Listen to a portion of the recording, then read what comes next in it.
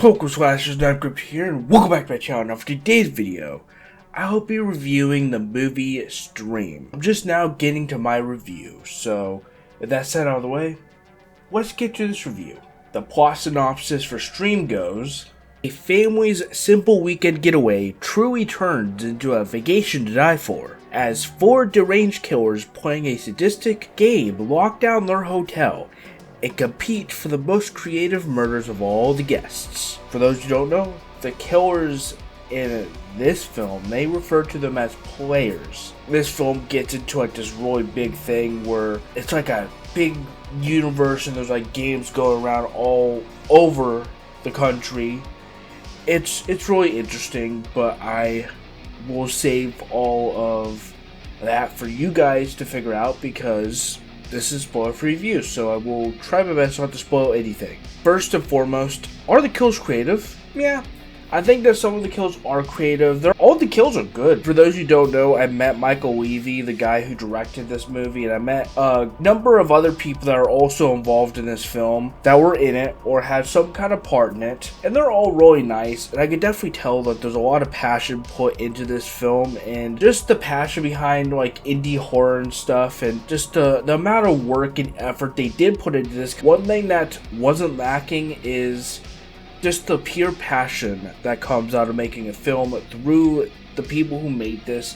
They still did a phenomenal job. They still killed it at making a fun slasher, because that's what this is, a very fun slasher. If you want something fun and you want something with fun and gruesome kills that you can just sit back and enjoy, Stream is your movie. As a kid, a lot of my favorite subgenre of horror was slashers. I loved slashers growing up. I know that as a kid, I would be geeking out at this movie because that was like my favorite genre in horror was slashers. I just always had a lot of fun watching killers go around murdering people in crazy ways, and this movie did not disappoint in that regard. I will say that I do like the colors. It's very vibrant. I don't know, it has a vibe to it, you know? And so I really like that about this movie.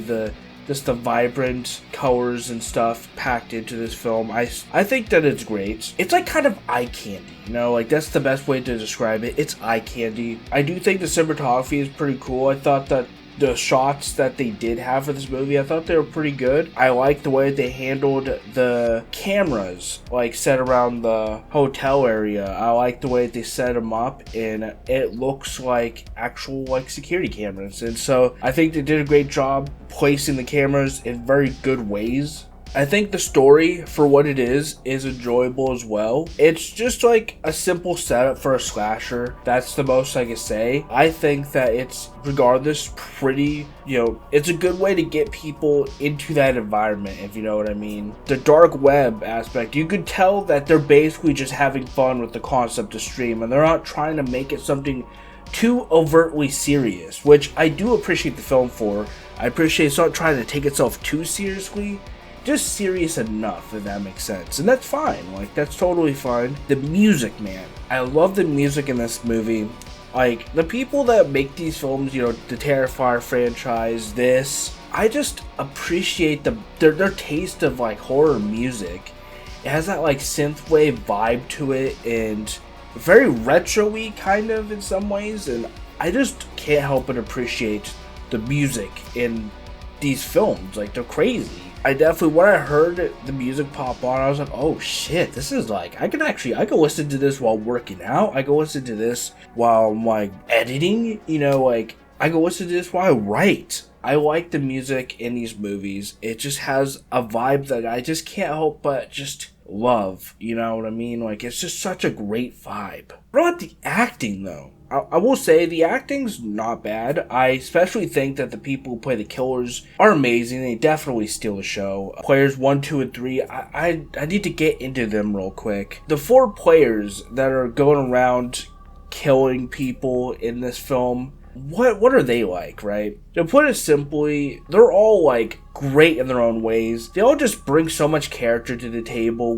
when they're playing their roles as the serial killers. I can't choose between any of them, honestly. Like I really liked 1, I really liked 2, and 3. Like those are definitely probably the closest to my favorites. and then 4 is really good, and I can't actually pick a favorite because they're all so distinct and they're all so like unique and they all kind of stand out in their own ways. And I would have to probably go with I think it's Player 2 that's the girl. Never mind, Player 2 is David Howard Thornton, which is also great. I'm actually talking about Player 3. We don't see a lot of female slashers in horror. When a female is a villain in horror, most of the time she's like a ghost woman that goes around haunting people. Not in this case. Player 3 is a badass. I do really like Player 3. She's probably one of my favorites. I do like all of them, but I just don't see a lot of like female like slashers as much, and I definitely really liked her addition to this. It was amazing, and I think that she's definitely one of my favorites. Like I said, I do like them all though. Did this film give me something fun? Fuck yeah. This is the kind of stuff that I watched all the time in middle school and high school, and I can't help but appreciate it. And if this had released back then, I know that I would be freaking out over this movie.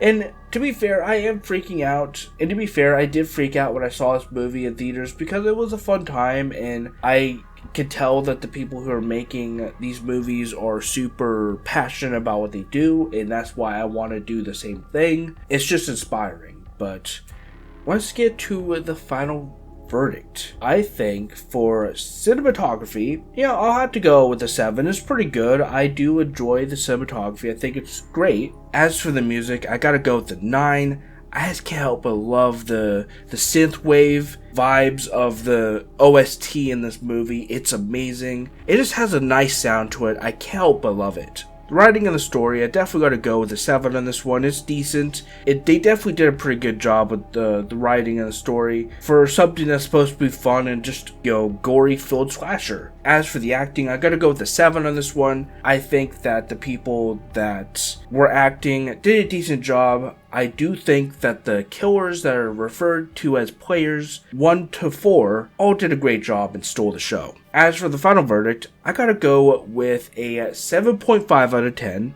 I think that it's great, and I had a lot of fun with it. As for an Abracot seal of approval, I would give it an Abracot seal of approval because I think it's fun. If you want something fun that you could just get some popcorn for, maybe a meal, crack open a beer maybe, if you're 21, this would be perfect for that. This is just a fun time, and it does what it's setting out to do. It's just trying to be fun and gory, and I respect that. As for my final statement, blood on the ground means points on the board, but my version is heads rolling mean points stolen. I don't know what I just said there, but I had to come up with something. That'll be all for today's video, guys. Hope you guys enjoyed today's video. If you guys did, be sure to leave a like, subscribe for more content, and definitely subscribe to Become a Slasher. Also, there's many links in my merch description below. Thank you so much for watching me talk about Scream. For those who saw, I was actually able to I actually got my mask signed, but then